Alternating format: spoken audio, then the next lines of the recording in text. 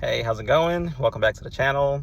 So this video is mainly about, maintaining high mileage cars and how to get your car to get to that mileage. Like, everyone wants to have a car that goes 300,000, 400,000, maybe even 500,000 miles, because you're just going to save more money over time if you don't have to throw away a car and, keep going and get another car. So, I mean, there are cars that do have advantages. They're just known to be more reliable.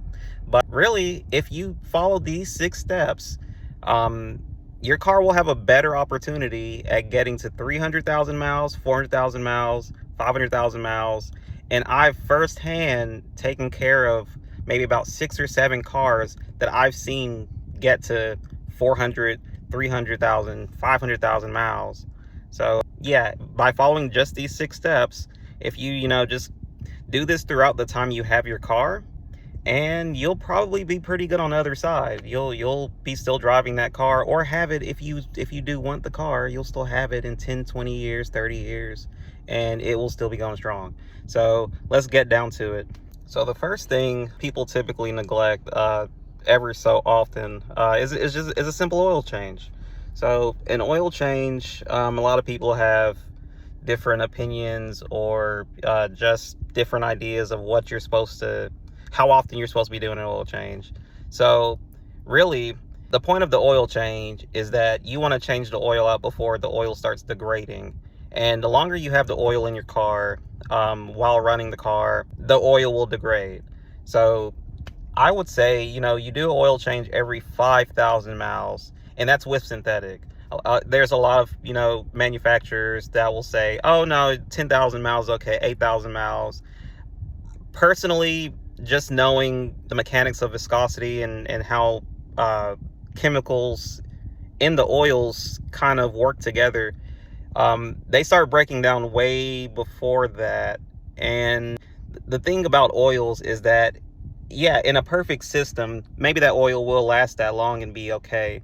But the thing is, when you're running a car, as the engine ages, it has different, parts of the motor, different parts of that are lubricated, that oil's being pumped through, where if the oils, the minerals or the bonds in the oil start breaking down, you start creating sludge, the oil starts burning off, it gets caked up in, little turns and crevices inside of the engine, the oil starts burning off, your car starts burning oil, and that, raises pressure, then eventually you have a leak.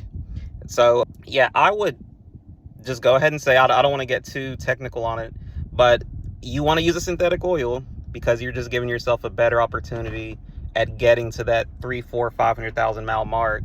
And that's mainly because the modifiers they have in synthetics, it's just better for your motor long term to keep everything lubricated. So I would do oil changes every 5,000 miles and do that for the life of it, and change the filter as well every time, of course, and you'll be golden. And that's number one. That's the main thing. Do that. Okay, so the next thing, it's another general maintenance item: spark plugs and an air filter, engine air filter. So this is also just a commonly replaced things in a car that maybe you don't have to do every 5,000 miles, but I would do that every 30,000 miles, 30 or 40,000 miles. You'll be fine. Yeah, you want to change all spark plugs. It's gonna increase the efficiency of the car, how it runs over time. It'll help you prevent misfires if you do that on time. So the thing is, you want an engine to run in its most efficient range, and in order to do that, in addition to making sure the oil isn't burning inside of it and it's able to run how it's supposed to run cleanly or without getting too hot, you also want to change the spark plugs and the engine air filter to keep that efficiency. Because once that efficiency drops, the car is operating harder. It's going up a hill with more weight on it, basically. Like it's holding it back a little bit. And changing those items, make sure that you get your best gas mileage, and the engine can breathe. And not only can it breathe, but it can fire up the fuel when it needs to. So you want to make sure to do those two things every 30 to 40,000 miles, because it's just going to help you in the long run. It won't really necessarily make your car stop running if you go, you know, way over that or something, but it really does help your car over time, you know, not have a snowball effect with the other things like carbon buildup. So yeah, that's another important thing. Very simple item. Make sure you do it. Okay, number 3, and I'm really doing these by the mileage as in distances. So, you know, 5,000, every 5,000, that's the nearest one you're gonna have to be doing every so frequent. And 30,000 is the next one. The next one is every 60,000 miles, and I would suggest, you know, inspecting your fluids, your drive belts on the car, the belts that go in front of the engine.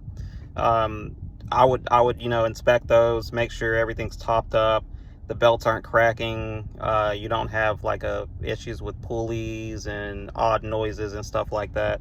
And that's every 60,000 miles. If nothing's happened in 60,000 miles, that's wonderful. But just, you know, have someone check it, or you check it yourself, make sure everything's cool with that. That's number 3. Make sure you're doing that. Okay, so next up, I would say every 75 to 80,000 miles, just make sure you're changing your transmission fluid. So this one, it's give or take. I know some people that do it every 60,000. I know some people who do it every 100,000. But as long as you're, you know, at least making sure it's done at least once every 100,000 miles, you should be okay. But I would say 75 to 80,000 miles, do this.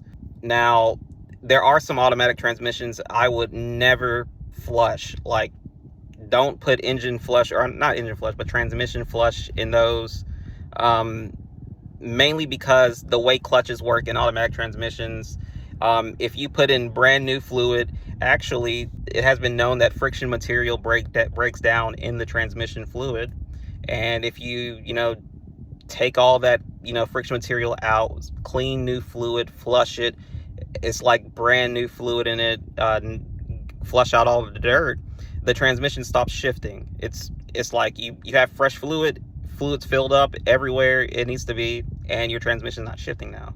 So in older transmissions specifically, I'd make sure to only drain the oil and refill. I'll be doing that every 75 to 80,000 miles. I've done that for, you know, a few cars in my family, customer cars, and they've been running pretty well.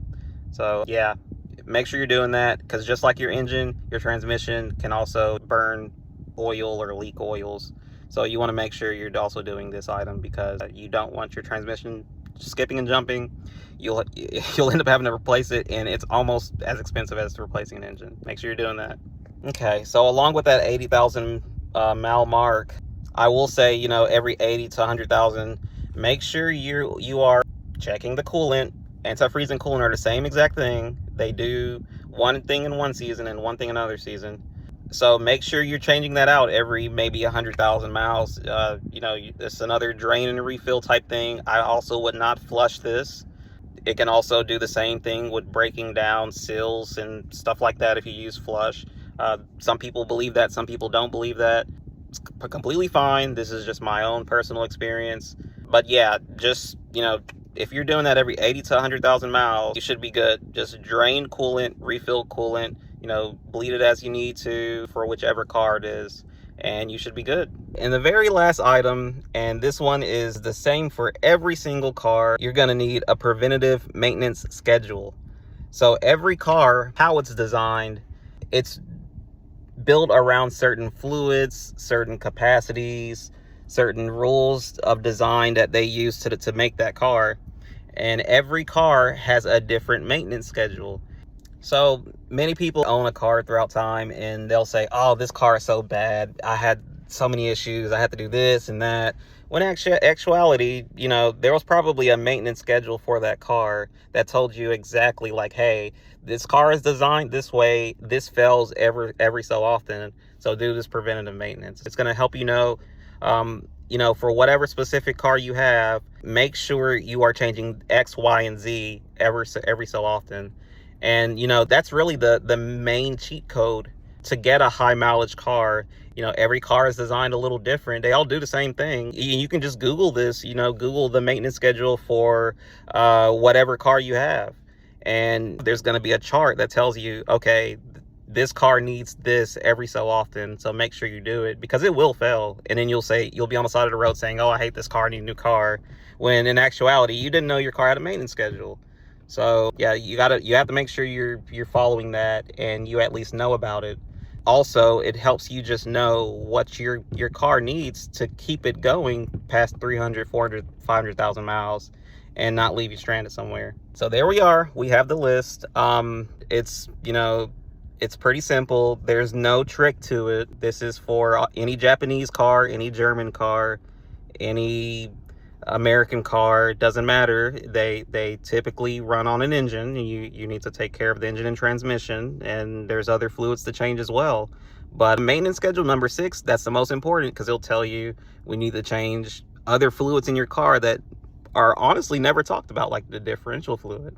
So if you just follow these steps, it should help you make sure that your car gets to 300,000 or 400,000, or just remain like a good running car. To be honest, this 4Runner right now that I'm in, it may run till like 600,000 miles and still drive better than some cars that are like at 120,000 miles.